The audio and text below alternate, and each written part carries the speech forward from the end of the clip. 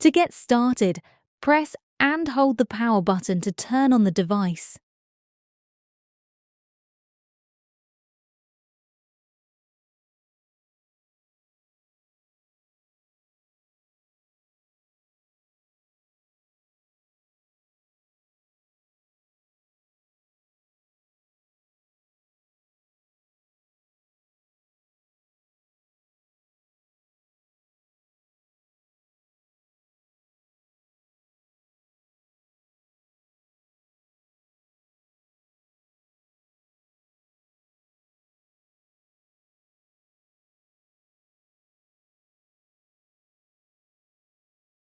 To access the menu, press and hold both buttons simultaneously. Use the left and right buttons to navigate through the menu.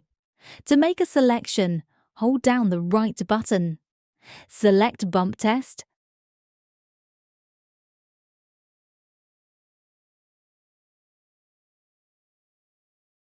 Then choose Multi-Bump. Follow the prompt to start zeroing the device and wait for it to complete.